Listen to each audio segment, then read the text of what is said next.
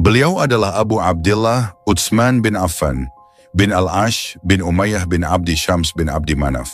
Nasab beliau bertemu dengan nasab Nabi Muhammad Shallallahu Alaihi Wasallam pada kakek keempat yaitu Abdu Manaf. Di masa jahiliyah beliau dipanggil Abu Amr, namun tatkala dari istri beliau yaitu Ruqayyah binti Rasulullah Shallallahu Alaihi Wasallam terlahir seorang laki-laki yang diberi nama Abdullah, lalu beliau berganti menjadi Abu Abdillah dan beliau masyhur dengan julukan Dzunurain, pemilik dua cahaya.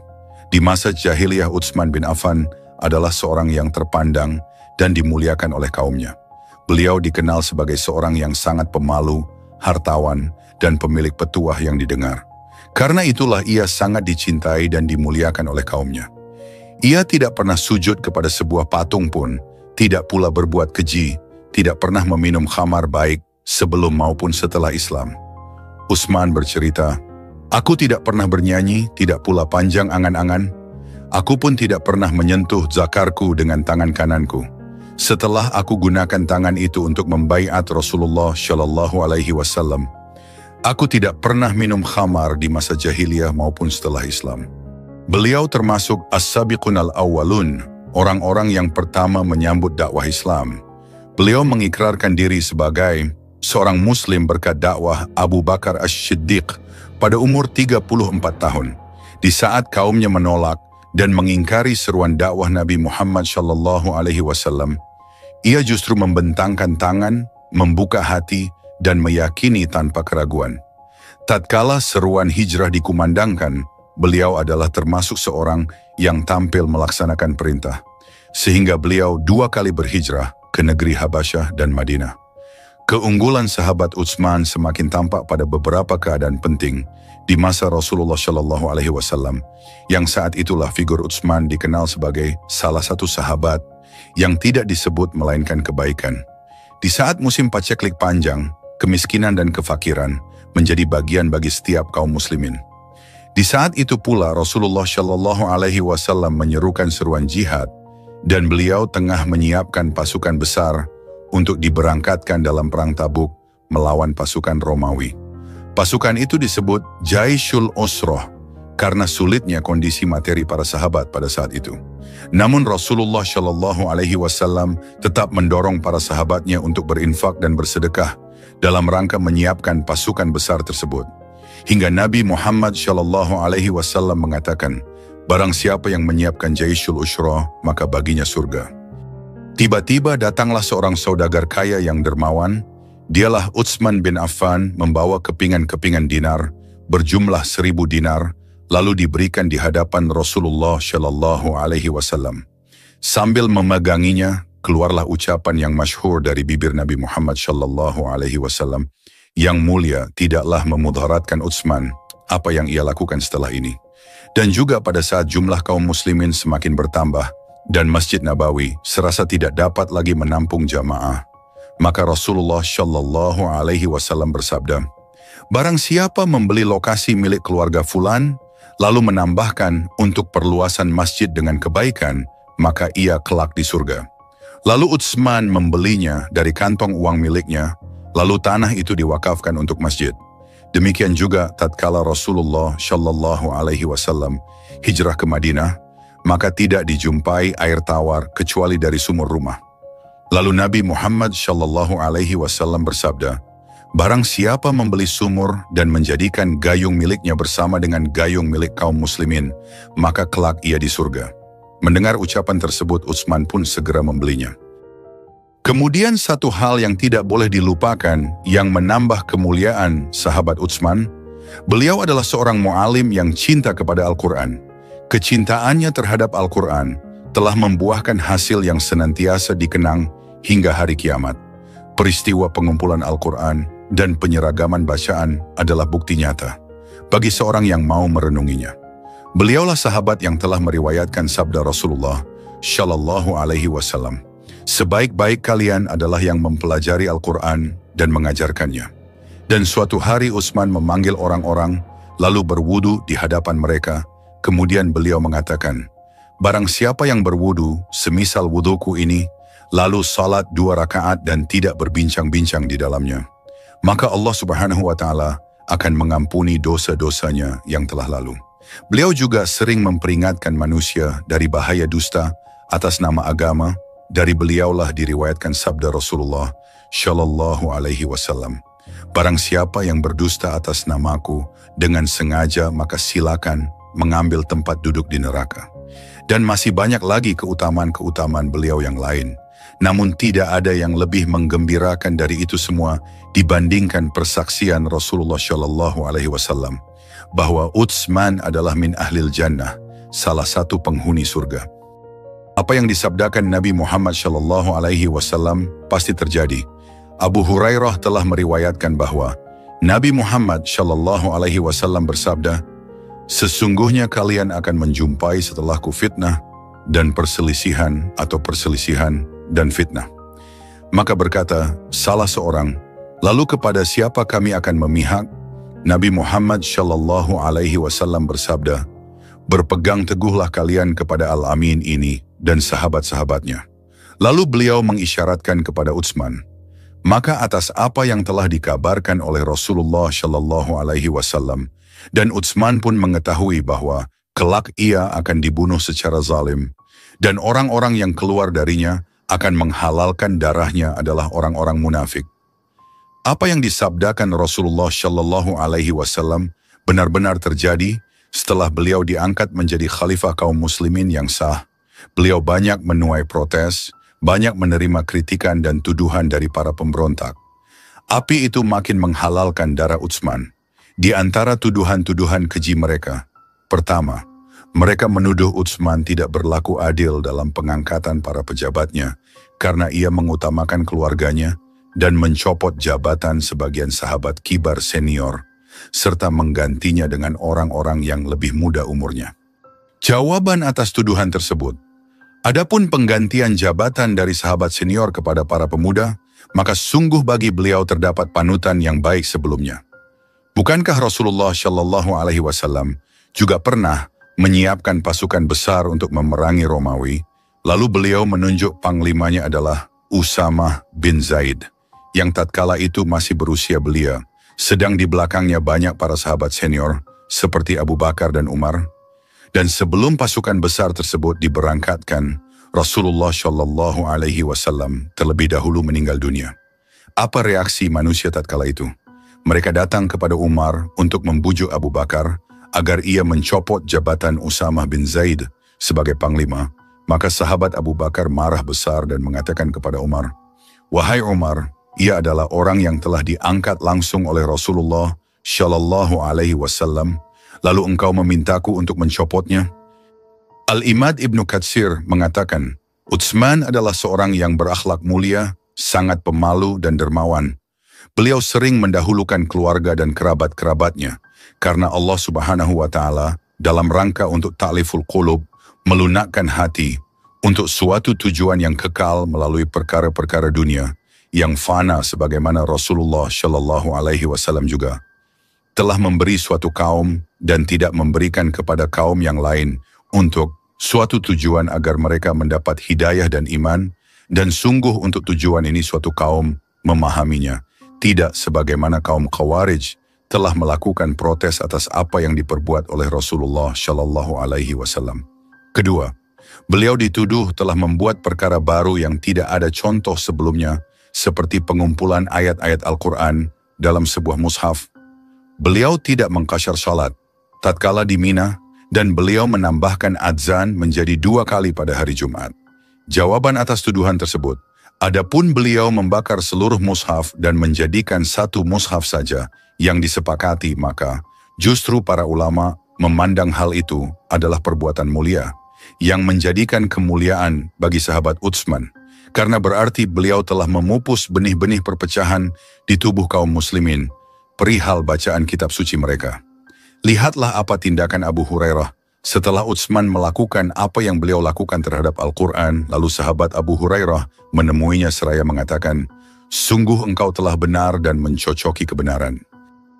Adapun tatkala di Mina beliau salat sempurna dan tidak mengqasyar, maka beliau menjawab sendiri tuduhan tersebut, "Ketahuilah yang demikian adalah karena aku mendatangi suatu negeri yang di dalamnya terdapat keluargaku, sehingga aku menyempurnakannya, karena dua asalan bermukim dan menjenguk keluarga.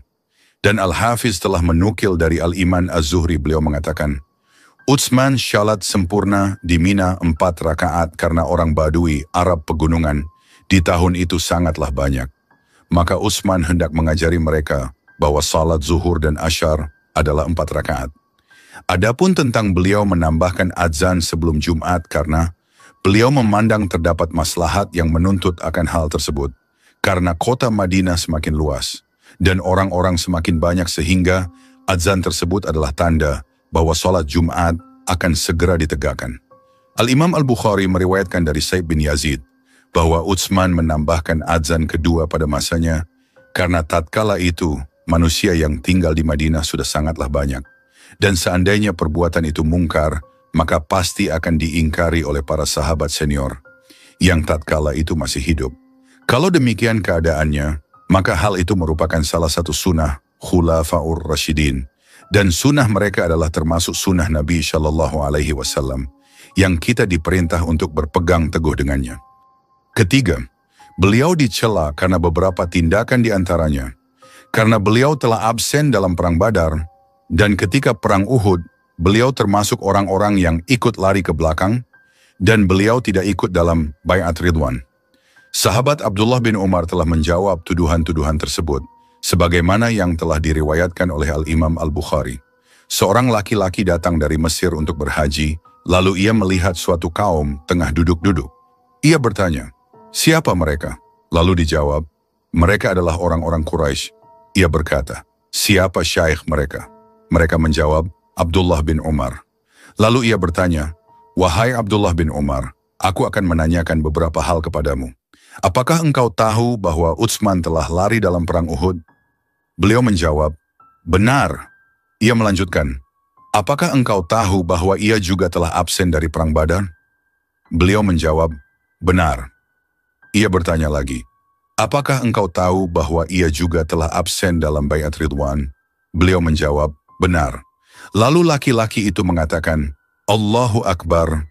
Ibnu Umar mengatakan, kemarilah, aku akan jelaskan kepadamu.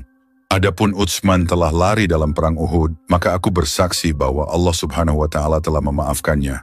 Karena Allah Subhanahu wa Ta'ala berfirman, sesungguhnya orang-orang yang berpaling di antaramu pada hari bertemu dua pasukan itu, hanya saja mereka digelincirkan oleh setan, disebabkan sebagian kesalahan yang telah mereka perbuat di masa lampau. Dan sesungguhnya Allah telah memberi maaf kepada mereka. Sesungguhnya Allah Maha Pengampun lagi Maha Penyantun. Al-Quran Surah Ali Imran ayat 155. Adapun beliau absen dalam perang Badar, karena tatkala istri beliau yaitu putri Rasulullah Shallallahu Alaihi Wasallam sedang sakit keras, sehingga ia diizinkan untuk tidak hadir dalam peperangan. Rasulullah Shallallahu Alaihi Wasallam mengatakan kepadanya, sesungguhnya bagimu seperti pahalanya orang yang ikut menyaksikan perang Badar. Dan mengenai absennya beliau dalam Bai'at Ridwan, karena seandainya ada orang yang lebih mulia dari Utsman di Mekah, maka Rasulullah Shallallahu Alaihi Wasallam akan mengutusnya ke Mekah. Maka tatkala Rasulullah Shallallahu Alaihi Wasallam mengutusnya, beliau mengatakan ini adalah bai'atnya Utsman. Setelah itu Ibnu Umar mengatakan kepada laki-laki tersebut, sekarang pergilah engkau. Sebelum kembali ke Syam, setelah berhaji, Muawiyah ibnu Abi Sufyan radhiyallahu anhu datang menghadap Utsman dan berkata kepadanya, wahai Amirul Mukminin, ikutlah pergi bersamaku ke Syam sebelum ada peristiwa dan kejadian menimpamu yang tidak dapat engkau atasi. Utsman menjawab, aku tidak ingin menjual kebersamaanku bersama Rasulullah Shallallahu Alaihi Wasallam, meskipun di sini urat leherku dipotong. Muawiyah berkata lagi, jika demikian, aku akan mengirimkan sejumlah pasukan dari Syam agar mereka tinggal di Madinah untuk menghadapi bahaya-bahaya yang mengancam sehingga dapat melindungi engkau dan penduduk Madinah. Utsman berkata, tidak perlu, aku tidak ingin menyempitkan rezeki para tetangga Rasulullah Shallallahu Alaihi Wasallam disebabkan pasukan yang tinggal bersama mereka. Aku juga tidak ingin menyulitkan orang-orang Muhajirin dan Ansyar. Akhirnya Muawiyah berkata, wahai Amirul Mukminin, demi Allah, engkau akan dibunuh atau diserang dengan tiba-tiba. Utsman menjawab, "Cukuplah Allah Subhanahu wa Ta'ala untukku. Dialah sebaik-baiknya penolong." Riwayat-riwayat sahih tidak ada yang menerangkan secara detail bagaimana permulaan terjadinya pengepungan. Namun, barangkali kejadian yang terjadi sebelumnya dapat memberikan sedikit bayangan tentang permulaan pengepungan. Suatu hari, Utsman radhiyallahu anhu sedang menyampaikan khutbah kepada para jamaah. Tiba-tiba seorang lelaki bernama Ayun memotong khutbahnya, seraya berkata kepadanya, "Wahai orang tua bodoh, sesungguhnya kamu melenceng." Utsman radhiyallahu anhu bertanya, "Siapakah orang ini?" Orang-orang menjawab, "Dia adalah Ayun." Utsman radhiyallahu anhu lantas membalasnya, "Bahkan kamulah yang melenceng, dasar budak." Orang-orang lalu menyergap Ayun. Namun seseorang dari Bani Laits menjauhkannya dari mereka dan memasukkannya ke sebuah rumah. Ketika para pemberontak datang untuk yang kedua kalinya dan sebelum pengepungan semakin ketat, Utsman radhiyallahu anhu masih dapat keluar untuk melaksanakan sholat dan menemui orang-orang yang dia kehendaki. Kemudian para pemberontak itu melarang Utsman radhiyallahu anhu untuk keluar, bahkan untuk melaksanakan sholat wajib berjamaah. Ibnu Umar radhiyallahu anhu menemui Utsman radhiyallahu anhu di rumahnya ketika dia berada dalam pengepungan. Utsman radhiyallahu anhu berkata kepadanya, "Lihatlah apa yang dikatakan orang-orang ini." Mereka berkata, "Mundurlah dan jangan mewafatkan diri." Ibnu Umar radhiyallahu anhu berkata, "Jika engkau mundur dari jabatanmu, apakah engkau menjadi abadi di dunia?" Utsman radhiyallahu anhu menjawab, "Tidak."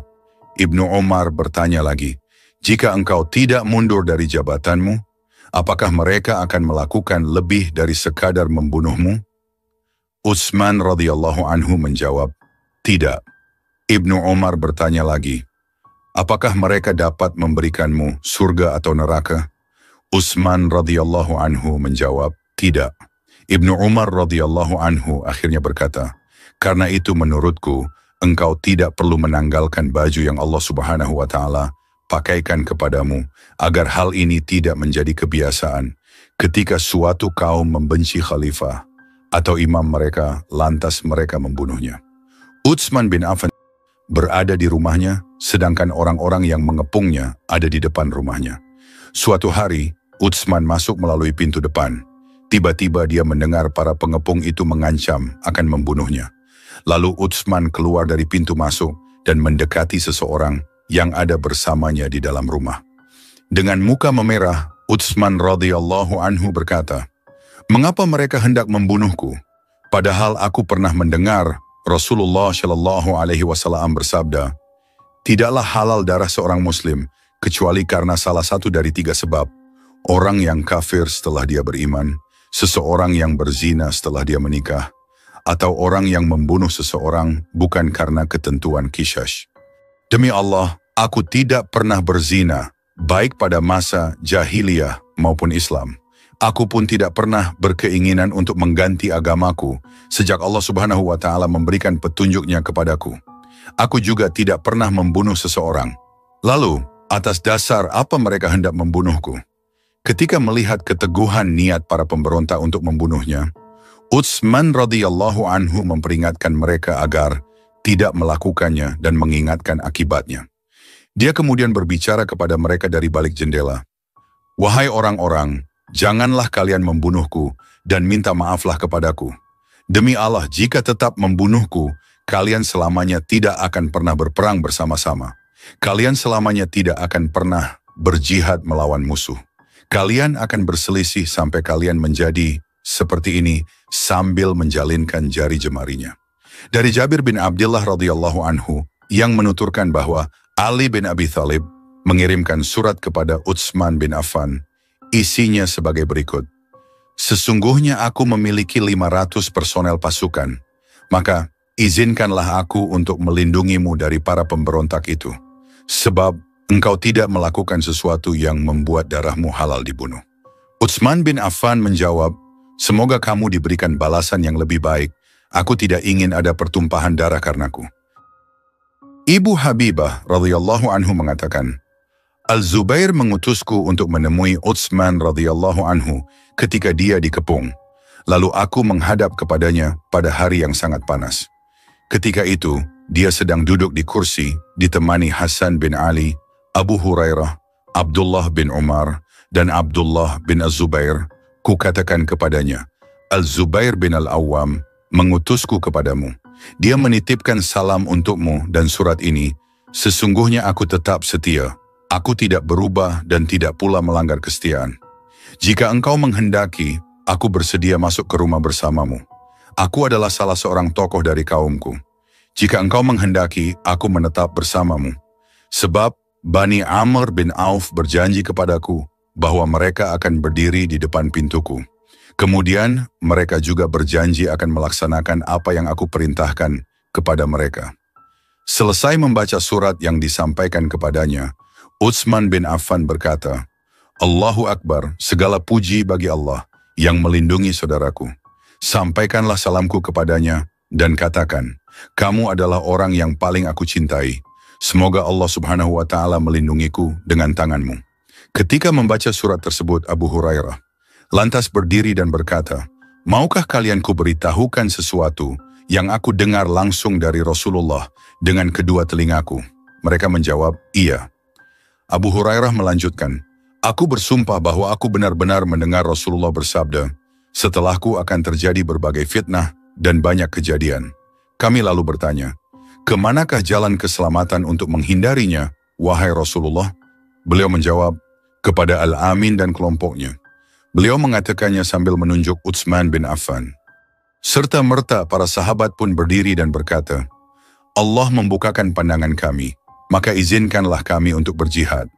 Namun Utsman bin Affan berkata, aku tegaskan kepada orang-orang yang masih setia kepadaku agar tidak melawan. Al-Mughirah bin Syu'bah datang menghadap Utsman bin Affan yang ketika itu sedang dikepung. Dia berkata, sesungguhnya engkau pemimpin umat, dan telah menimpamu apa yang engkau lihat. Sungguh aku menawarkan 3 perkara kepadamu. Pilihlah salah satunya. Engkau bisa keluar dan memerangi mereka, karena sesungguhnya engkau memiliki perlengkapan dan kekuatan. Engkau berada di atas kebenaran, sedangkan mereka berada di atas kebatilan. Engkau bisa menerobos salah satu pintu selain pintu-pintu yang mereka jaga. Kemudian engkau naik ke atas kendaraanmu, lalu pergi ke Mekah. Sebab sungguh mereka tidak akan menghalalkan darahmu di sana. Engkau juga bisa pergi ke Syam, sebab mereka adalah penduduk Syam, dan di sana ada Muawiyah. Utsman bin Affan pun menanggapi, adapun jika aku keluar dan memerangi mereka, aku tidak ingin menjadi orang pertama yang menyalahi Rasulullah Shallallahu Alaihi Wasallam terhadap umatnya dengan menumpahkan darah. Sedangkan jika aku pergi ke Mekah, karena di sana mereka tidak akan dapat menghalalkan darahku, sesungguhnya aku pernah mendengar Rasulullah Shallallahu Alaihi Wasallam bersabda, seorang lelaki Quraisy menjadi kafir di Mekah ketika dia berada dalam setengah dari siksaan dunia. Dan aku tidak ingin menjadi seperti lelaki itu.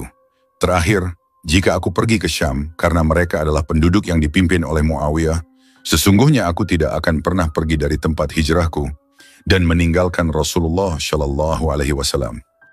Para pemberontak menyerang rumah Utsman bin Affan, tetapi mereka dihadang oleh Hasan bin Ali, Muhammad bin Thalhah, Marwan bin Al-Hakam, Sa'id bin Al-Ash, dan putra para sahabat lainnya. Berkecamuklah perang. Kemudian Utsman bin Affan berseru kepada mereka, Allah, Allah, kalian tidak perlu menolongku. Namun mereka menolak. Para hamba sahaya, Utsman bin Affan pun ikut masuk untuk menolongnya. Namun Utsman bin Affan menyuruh mereka untuk tidak menolongnya. Bahkan dia mengatakan bahwa siapa saja di antara mereka yang menahan diri dari berperang, maka dia bebas.